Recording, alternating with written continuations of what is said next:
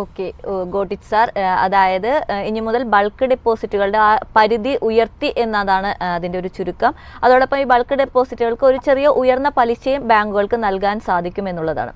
Okay sir, എൻ്റെ ഒരു question എന്ന് പറയുന്നത് തീർച്ചയായിട്ടും RBI ഒരു റേറ്റ് ഹൈക്ക് സൈക്കിൾ തുടങ്ങിയപ്പോഴും ഇപ്പോൾ താങ്കൾ നേരത്തെ സൂചിപ്പിച്ചത് SBI പോലുള്ള പല ബാങ്കുകളും ലോണുകൾക്ക് കൊടുത്ത പലിശ നിരക്കുകൾ ഉയർത്തിയപ്പോൾ പോലും ഡെപ്പോസിറ്റുകൾക്ക് കൊടുത്ത പലിശ നിരക്കുകൾ ഉയർത്തുന്നതിൽ ചെറിയൊരു കാലതാമസം നമ്മൾ കാണുകയുണ്ടായി. അതായത് നമ്മൾ പ്യുവർ ഇക്കണോമിക് ടേംസിൽ പറയുകയാണ് ട്രാൻസ്മിഷൻ മെക്കാനിസം.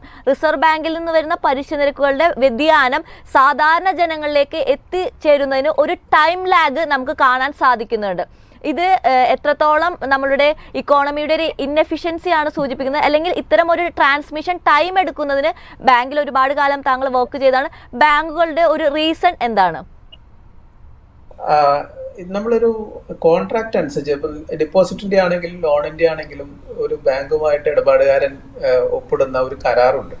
ആ കരാർ അനുസരിച്ച് ഒരു ലോൺ ആണെങ്കിൽ ആ കരാറിൽ പറഞ്ഞിരിക്കുന്നത് പ്രത്യേകിച്ചും ഫ്ലോട്ടിംഗ് റേറ്റ് ലോണുകളാണെങ്കിൽ മാറി വരുന്ന റീപ്പോ റേറ്റ് അനുസരിച്ചൊക്കെ മാറി വരുന്ന ലോണുകളാണെങ്കിൽ റീപ്പോ റേറ്റിന്റെ മാറ്റങ്ങൾ അനുസരിച്ച് നിങ്ങളുടെ റേറ്റിലും മാറ്റങ്ങൾ ഉണ്ടാവും എന്ന് പറയുന്ന കരാറുകളാണ് ഇപ്പോൾ ഇന്ത്യയിൽ നിലവിലുള്ളത്. അത് റിസർവ് ബാങ്ക് ഓഫ് ഇന്ത്യ അടക്കം സംബന്ധിച്ചിട്ട് ബാങ്കുകൾ ഇടപാടുകാരുമായിട്ട് എൻ്റർ ചെയ്യുന്ന കരാറുകളാണ്. അപ്പൊ അതുകൊണ്ടാണ് റിപ്പോ റേറ്റിൽ മാറ്റം വരുമ്പോൾ ഇമ്മീഡിയറ്റ് ആയിട്ട് തന്നെ അന്ന് മുതൽ തന്നെ ഇടപാടുകാരുടെ ലോണിന്റെ ഇൻട്രസ്റ്റ് റേറ്റിൽ വർധനവ് ഉണ്ടാകുന്നു. പുതിയ ലോണുകൾ കൊടുക്കുമ്പോൾ അതനുസരിച്ചുള്ള പുതിയ റേറ്റുകൾ ബാങ്കുകൾ തീരുമാനിക്കുന്നതും. അതേസമയം ഡെപ്പോസിറ്റ് എടുക്കുമ്പോൾ ഇടപാടുകാരുമായിട്ടുള്ള ഒരു കോൺട്രാക്ട്, പ്രത്യേകിച്ചും ഈ കാലാവധി ഡെപ്പോസിറ്റുകൾ, ടേൺ ഡെപ്പോസിറ്റുകളോ ഫിക്സഡ് ഡെപ്പോസിറ്റോ എടുക്കുമ്പോൾ 1 വർഷത്തേക്ക് അല്ലെങ്കിൽ 2 വർഷത്തേക്ക് 5 വർഷത്തേക്ക് 10 വർഷത്തേക്ക് എന്നുള്ള രീതിയിലുള്ള കരാറുകളാണ് ബാങ്കുകൾ ഇടപാടുകാരുമായിട്ട് എൻ്റർ ചെയ്യുന്നത്. അപ്പോൾ ഈ ഒരു ഇടപാടുകാരനായിട്ട് 5 വർഷത്തേക്ക് ഉള്ള ഒരു ഫിക്സഡ് ഡെപ്പോസിറ്റിന്റെ ഇൻട്രസ്റ്റ് റേറ്റ് റിപ്പോ റേറ്റ് മാറുന്നത് വഴി കുറയ്ക്കാൻ സാധിക്കില്ല. റിപ്പോ റേറ്റ് താഴേക്ക് വരികയാണെങ്കിൽ ലോണിന്റെ റേറ്റ് കുറയ്ക്കുന്നത് പോലെ ഡെപ്പോസിറ്റുകളുടെ ഇൻട്രസ്റ്റ് റേറ്റ് കുറയ്ക്കാൻ സാധിക്കില്ല. അത് ഇടപാടുകാരൻ സമ്മതിക്കില്ല. കാരണം അത് നമ്മളൊരു കാലാവധിക്ക് പറഞ്ഞ് തീരുമാനിച്ചിരിക്കുന്ന ഇൻട്രസ്റ്റ് റേറ്റ് ആണ്. 5 വർഷത്തേക്ക് 10 വർഷത്തേക്ക് തീരുമാനിച്ചിരിക്കുന്നതാണ്. അതിന്റെ തന്നെ റിവേഴ്സ് സൈഡാണ് റിപ്പോ റേറ്റ് വർദ്ധിച്ചാലും ലോണുകളുടെ റേറ്റ് വർദ്ധിക്കുമ്പോഴും നിലവിലുള്ള ഡെപ്പോസിറ്റുകൾക്ക് ഇൻട്രസ്റ്റ് റേറ്റ് കൂട്ടി കൊടുക്കില്ല എന്ന് പറയുന്ന ഒരു കോൺട്രാക്ട് നിലനിൽക്കുന്നത്.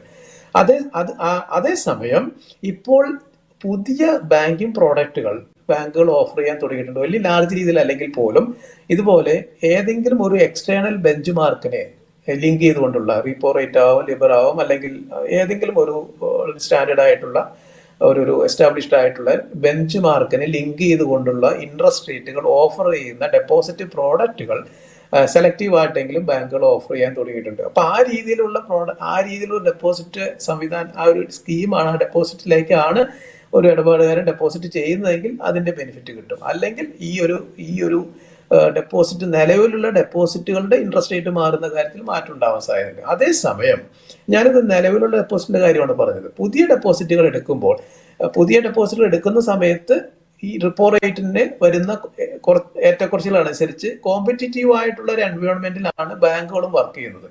ബാങ്കുകളുടെ ഇൻട്രസ്റ്റ് റേറ്റ് ഫിക്സ് ചെയ്യാനായിട്ടുള്ള ബ്രോഡർ ആയിട്ടുള്ള ഒരു സ്ട്രക്ചറൽ ഗൈഡ് ലൈൻസ് മാത്രമേ റിസർവ് ബാങ്ക് കൊടുത്തിട്ടുള്ളൂ. അല്ലെങ്കിൽ അല്ലാതെ ഓരോ ബാങ്കുകളും ഇത്ര വേണം പലിശ കൊടുക്കാൻ എന്ന് തീരുമാനിച്ചിട്ടില്ല. സേവിങ്സ് ബാങ്ക് അക്കൗണ്ടിൽ മാത്രമേ ഒരു ചെറിയൊരു ബെഞ്ച് മാർക്ക് ഇപ്പോൾ നിലനിൽക്കുന്നുള്ളൂ. ടേൺ ഡെപ്പോസിറ്റിന്റെ കാര്യത്തിലൊന്നും അങ്ങനെയില്ല. അത് ഓരോ ബാങ്കുകളുടെയും ബാങ്കിന്റെയും നീഡ് അനുസരിച്ചും ബാങ്കിന്റെ ഡയറക്ടർ ബോർഡിന്റെ പോളിസി അനുസരിച്ചും റേറ്റുകൾ തീരുമാനിക്കുകയാണ്. സർട്ടൺ ഗൈഡ് ലൈൻസ് ഉണ്ട് അതിന്റെ ഉള്ളിൽ നിന്നുകൊണ്ട് തന്നെ. അല്ലാതെ ഓരോരുത്തർ വളരെ ആർബിട്രറി ആയിട്ട് ചെയ്യാൻ കഴിയില്ല. പക്ഷെ അങ്ങനെ നിശ്ചയിക്കുന്ന ഇൻട്രസ്റ്റ് റേറ്റ് ഓരോ ബാങ്കുകളും അവരുടേതായിട്ടുള്ള ഫണ്ടിന്റെ റിക്വയർമെന്റും ഏത് ടെന്നറിലേക്ക് ഫണ്ട് വേണം എന്നുള്ളതിനെ കുറിച്ചിട്ടൊക്കെയാണ് നിശ്ചയിക്കുന്നത്. അപ്പോൾ പുതിയ ഡെപ്പോസിറ്റുകൾ എടുക്കുന്ന സമയത്ത് ബാങ്കുകൾക്ക് പുതിയ ഡെപ്പോസിറ്റിന്റെ റേറ്റ് മാറിയ ഇൻട്രസ്റ്റ് റേറ്റ് സിനേറിയോ വെച്ചുകൊണ്ട്, റീപ്പോ റേറ്റ് സിനേറിയോ വെച്ചുകൊണ്ട് ബാങ്കുകൾ ഓഫർ ചെയ്യേണ്ട കമ്പൽഷൻ ഉണ്ടാവും.